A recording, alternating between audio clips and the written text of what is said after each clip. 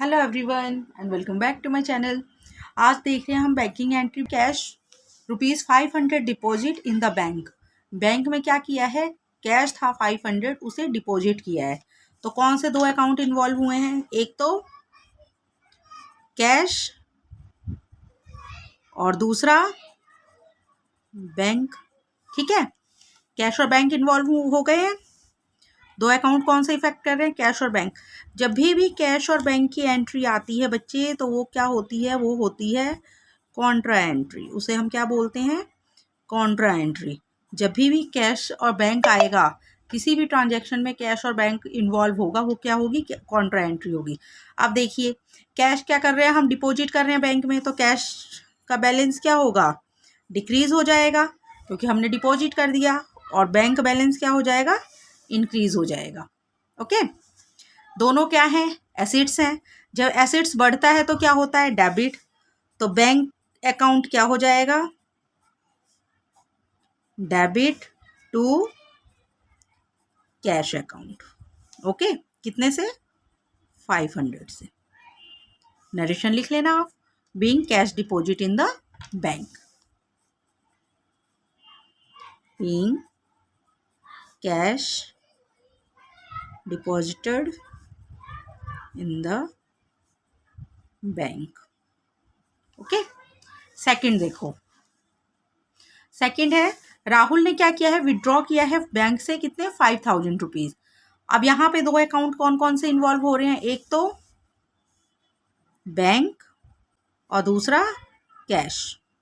Bank से राहुल ने क्या किया है, विड्रॉ किया है, तो बैंक क्या हो गया, बैंक बैलेंस क्या हो गया, डिक्रीज हो गया। और कैश क्या हो गया, इंक्रीज हो गया। ठीक है, अगेन दोनों एंट्री कौन सी होगी, दोनों बैंक और कैश है, तो क्या है, कॉन्ट्रा एंट्री है। अब यहाँ पे ये दोनों क्या है, एसेट्स है। इंक्रीज क्या हो रहा है, कैश, तो क्या होगा, cash account debit to bank account. Okay, narration आप लिख लेंगे, being cash withdrawn from bank. Okay,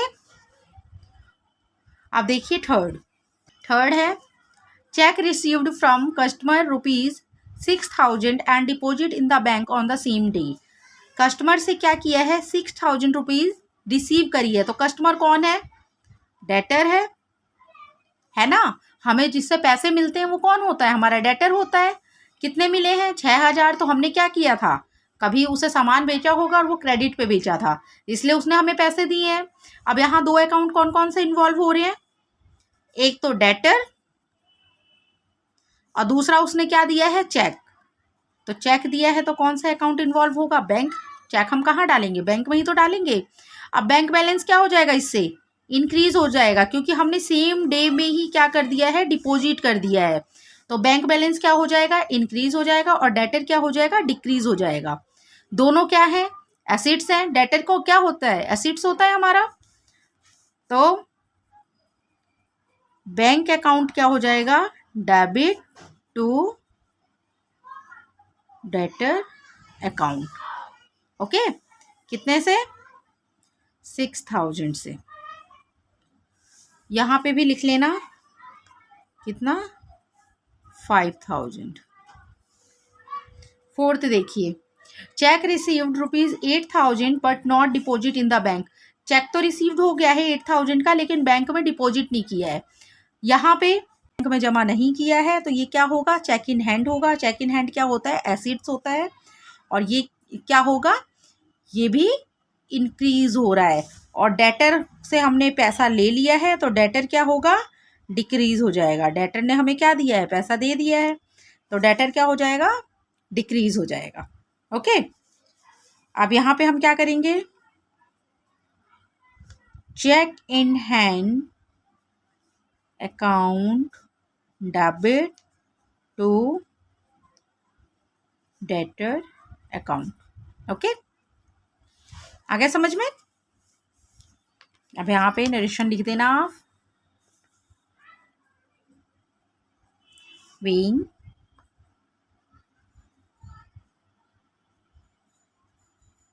check received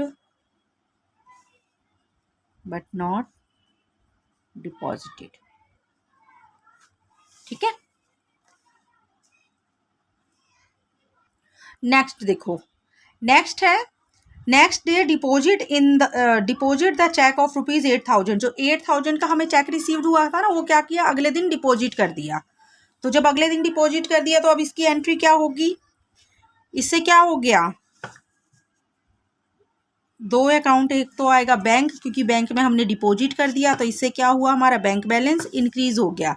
और चेक इन हैंड जो हमारा एसेट था जब डिक्रीज हो जाएगा, और यहाँ पे चेक इन हैंड क्या हो जाएगा, डिक्रीज हो जाएगा। ठीक है, अब यहाँ देखो क्या होगी एंट्री इसकी, bank account debit to cheque in hand account. Okay, narration क्या होगा इसका, being cheque deposited in the bank. ठीक है, नेक्स्ट देखिए 6 है, interest charge ₹300 by the bank. Interest क्या हुआ है, चार्ज हुआ है, मतलब बैंक ने क्या किया है, इंटरेस्ट चार्ज किया है, कितना, 300। तो जब भी बैंक इंटरेस्ट चार्ज करता है तो वो क्या होता है, हमारे लिए एक्सपेंस होता है, क्योंकि पैसा कटना है, इसमें हमारा पैसा क्या है, चला जाएगा। तो यहाँ पे क्या होगा, दो अकाउंट बताओ कौन कौन से होंगे, इससे क्या होगा, हमारा बैंक बैलेंस डिक्रीज होता है, क्योंकि इंटरेस्ट काट लिया है बैंक ने, जो भी हमारे पास अमाउंट है ना उसमें से इतना अमाउंट कट गया, तो बैंक बैलेंस क्या हो गया, डिक्रीज हो गया। और इंटरेस्ट चार्ज क्या है, इंटरेस्ट एक्सपेंस होगा, ये हमारे लिए क्या होगा, एक्सपेंस हो जाएगा, खर्चा हो जाएगा। तो एक्सपेंस क्या हो गया है, इंक्रीज हो गया है, इंटरेस्ट एक्सपेंस क्या हो गया है, इंक्रीज हो गया है। तो जब इंटरेस्ट एक्सपेंस इंक्रीज होगा तो एक्सपेंसेस जब भी इंक्रीज होते हैं तो क्या होता है, डेबिट होता है। तो एंट्री होगी interest expense account debit to, अच्छा यहाँ पे अमाउंट लिख लेना 8,000। ठीक है, इससे पहले वाले पे भी जहाँ भी अमाउंट ना हो बेटे अमाउंट लिख लेना आप लोग। ठीक है, interest expense account debit to bank account, क्यों, क्योंकि बैंक बैलेंस क्या हो गया है हमारा, कम हो गया है, कितने से, 300 से। ठीक है, नेक्स्ट देखो, नेक्स्ट है interest allowed by bank ₹200। Interest क्या किया है, बैंक ने अलाउ किया है। अब हमें मिला है, हमने जो भी अपने बैंक में जमा पूंजी थी हमारी, उस पर क्या मिला है, हमें इंटरेस्ट मिला है।